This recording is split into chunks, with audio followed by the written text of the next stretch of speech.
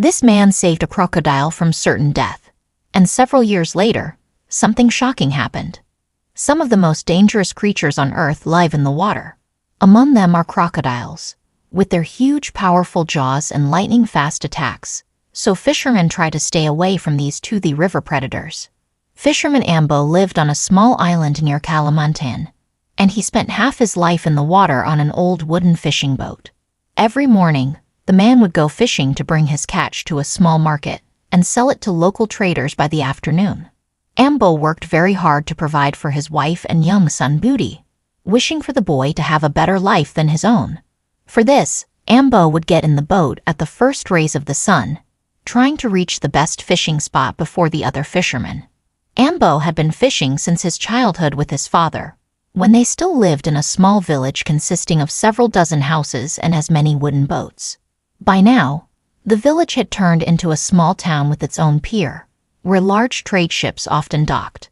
Of course, trade was good for the local economy, but at the same time, the more visitors there were, the more the environment suffered, and water and air pollution gradually became an increasingly serious problem.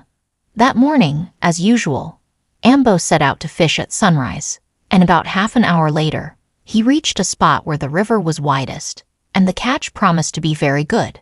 The fisherman cast several fishing rods, and, as usual, began to wait patiently. Suddenly, the man caught a glimpse of a large shadow passing under his boat, which definitely could not belong to any fish. Ambo was distracted from his fishing rods and focused on the water's surface, trying to understand what it was.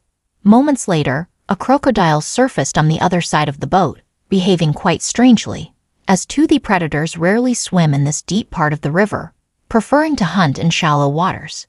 The reptile was clearly still quite young, barely over a meter long. Ambo realized that the predator was not a threat to him, but still decided to take a closer look. Suddenly, the fisherman noticed what was bothering the reptile. A large plastic bag was stuck in its toothy maw. The animal could not get rid of the trash in its throat, repeatedly failing to do so, and was suffocating, unable to spit or swallow the bag. Seeing that the crocodile was in trouble, Ambo, without hesitation, rushed into the water, stuck his hand straight into the predator's mouth, and with a sharp jerk pulled the dirty bag out. Then the fisherman pushed the reptile away with both feet, and while it was still disoriented, he climbed back into the boat. The crocodile took one last look at the man who had just saved its life, and, wagging its tail, swam to the shore.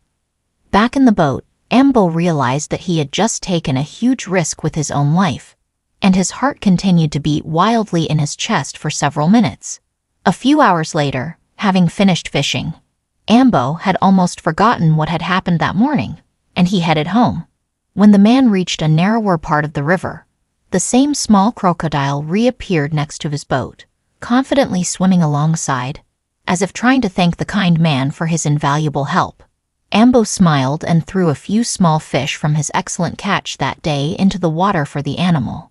The reptile accompanied the fisherman all the way home, and when Ambo's wife saw the river predator next to her husband's boat, she screamed in horror, thinking that the man was in great danger.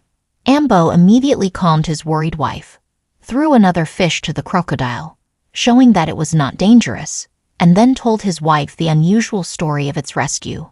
However, the story did not end there. Several years later, when Ambo and his grown son Booty went fishing, a large crocodile swam up to their house. The fisherman's wife, convinced that it was the same reptile that Ambo had saved, fed the animal, and in the evening, when the husband and son returned, she told them about it. The next day, Ambo himself waited for the crocodile, which had grown significantly since their first meeting and had turned into a large, powerful predator, about 3 meters long. Of course, Ambo treated his old friend to a tasty fish, and even petted its big, wrinkled nose. The fisherman named the crocodile Riska, who now often appears at the man's house, knowing that he will always receive a delicious treat here. Sometimes Ambo meets the crocodile on the way to the fishing spot and shares another treat with the huge predator, and neighbors claim that the fisherman treats Riska almost like a domestic pet. Son Booty also became attached to the unusual pet, and he loves to entertain himself by playing with the big crocodile or feeding it. Usually, the fishermen feed the predator fish, and on holidays, they might even treat it to a meaty piece of chicken. Also, the fishermen from the village, caring about the environment, try to clean the banks of their river from various trash left by irresponsible people and tourists at least once a week.